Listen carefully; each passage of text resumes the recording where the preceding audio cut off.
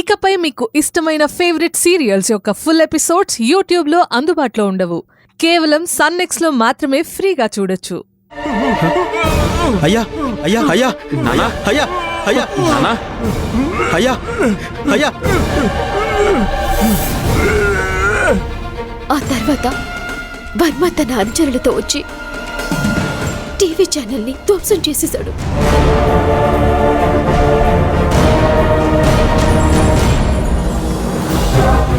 తొందరగా కానీ.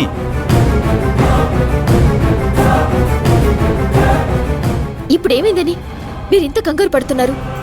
వాళ్ళు నన్నేం చేయలేరు. బుద్ధి లేకుండా మాట్లాడుకు. నువ్వు చేసిన పనికి ఇప్పటికే అన్నవరం అంతా నీ కోసం వెతుకుతూ ఉంటారు. మన ఇంటి అడ్రస్ కనుక్కోవడమేం కష్టమేం కాదు. వాళ్ళు వస్తే నిన్ను చంపేస్తారే. ముందిక్కడి నుంచి బయలుదేరు. అమ్మా, మిమ్మల్ని వదిలి నేను ఎలా వెళ్ళగలను? మీకేమైనా అయితే?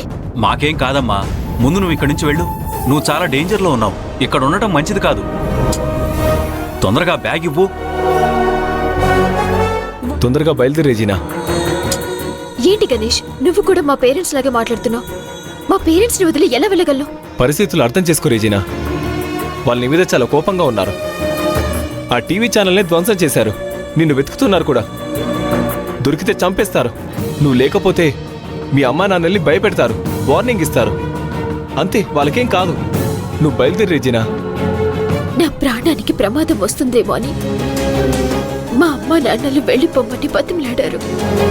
నాకు వేరే దారి తెలియక గణేష్ కార్తీక్తో బయలుదేరే సమయంలో ఆ ఎమ్మెల్యే కొడుకైన వర్మ ఆవేశంలో కత్తి పట్టుకొని నన్ను చంపటానికి మా ఇంటికి వచ్చాడు.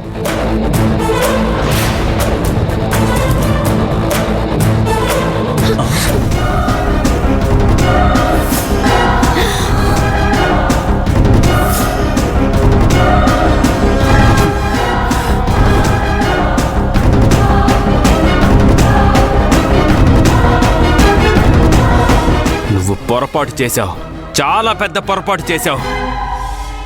నాతోనే పెట్టుకుంటావా నిన్ను?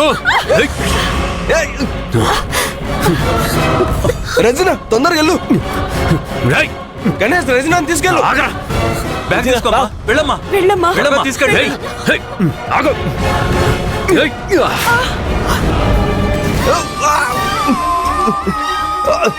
రజన, పారిపో. తొందరగా వెళ్ళు.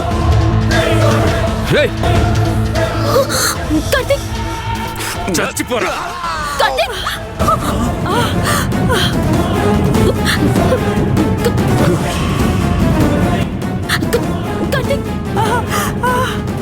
రా రేజీనా, త్వరగా వెళ్తాను రా.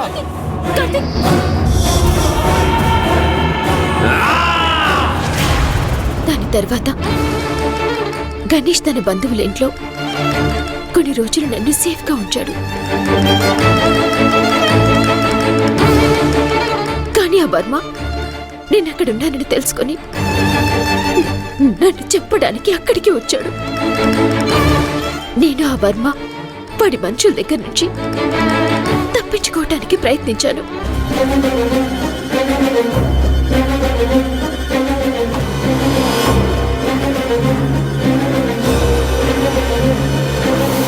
అలా వాళ్ళ దగ్గర నుంచి నేను తప్పించుకునే ప్రయత్నంలోనే నేను ఆనంది ఉన్న ఆ బస్సులో ఎక్కాను. ఆనంది పక్కనే కూర్చున్నాను. ప్రతి క్షణం భయపడుతూ బతుకుతున్న నాకు మీ ఆదరణ తప్ప నాకింకెవ్వరూ లేరు. ఈరోజు నేను మిమ్మల్ని బాధ పెట్టేలా మాట్లాడాను. నన్ను క్షమించండి. నువ్వు క్షమించమని మమ్మల్ని అడుగుతున్నావేంటి? నువ్వెన్ని కష్టాల్లో ఉన్నావని మేం తెలుసుకోలేకపోయాం. నువ్వు నిజాయితీగా చేసిన దాంట్లో తప్పే ఉంది రెజీనా.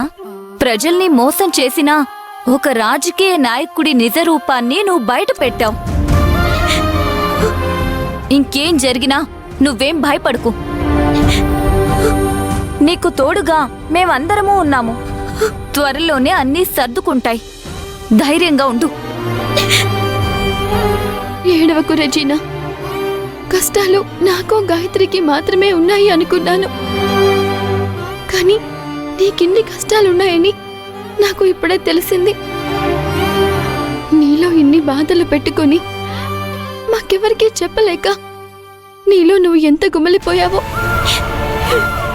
ప్రతి ఒక్కరి జీవితంలో మిత్ర లాంటి, కరుణాకర్ లాంటి వాళ్ళు ఉంటారు. వాళ్ళు మనలాంటి వాళ్ళ వెంట పడుతూనే ఉంటారు. మన కష్టాలు, బాధలు వేరు వేరుగా ఉన్నా ఏ రోజు నుంచి మనందరం కలిసి పోరాడదాం, కలిసే ఉందాం. నీ సంతోషాన్ని మాతో పంచుకోకున్నా పర్వాలేదు, నీ కష్టాలు మాత్రం దాచుకోకు. రజనకి చెప్పిందే మీకు చెప్తున్నాను, అర్థమైందా? ఎక్కడ నేను ఒంటరిగా పోరాడాల్సి వస్తుందోనని అనుకున్నాను. ఇప్పుడు మీరందరూ నాకు తోడుగా ఉన్నారు. రెజినా, నువ్వు ఒంటరిగా హాస్టల్లో ఉండడం వల్ల ఏవేవో ఆలోచనలు వస్తూనే ఉంటాయి. నువ్వు వెంటనే ఏదైనా టీవీ ఛానల్లో జాయిన్ అవ్వు. తర్వాత నువ్వు అనుకున్నట్టు వీజే అవ్వచ్చు. కరెక్ట్గా చెప్పావు సల్మా. రెజీనా జాబ్కి వెళ్ళాలన్న నిర్ణయమే మంచిది. మనం వేరువేరుగా ఉండడం ఎందుకు? మనమందరం కలిసి ఒకే రూమ్లో ఉందాం. సల్మా, రెజీనా, మీరిద్దరూ మా రూమ్లోకి వచ్చేయండి. వార్డెన్తో నేను మాట్లాడతాను. రెజీనా, ఏమంటావ్? మీకెందుకు కష్టం గాయత్రి? నువ్వు ఇంకేం మాట్లాడుకు రెజీనా, మేం చెప్పినట్టు చేయి చాలు.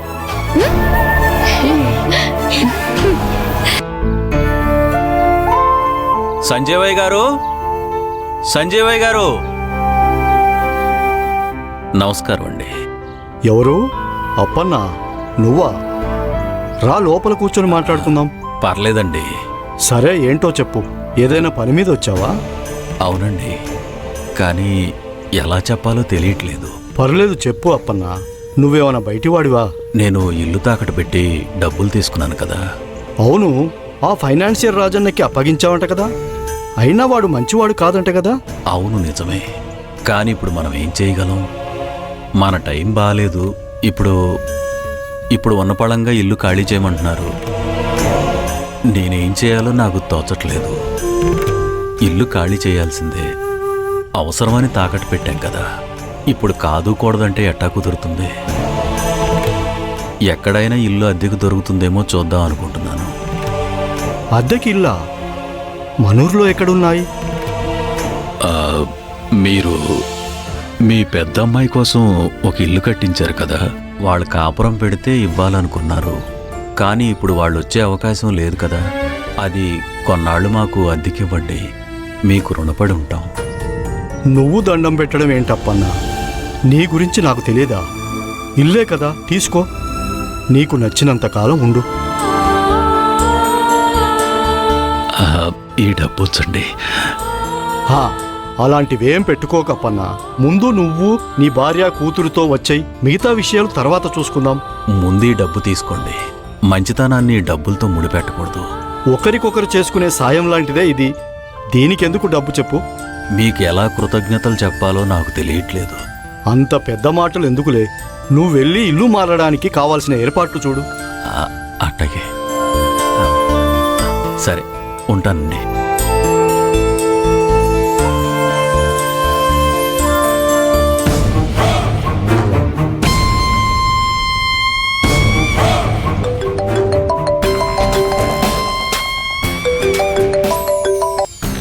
ఏంట్రా, అప్పన్న గురించి ఏం తెలిసింది?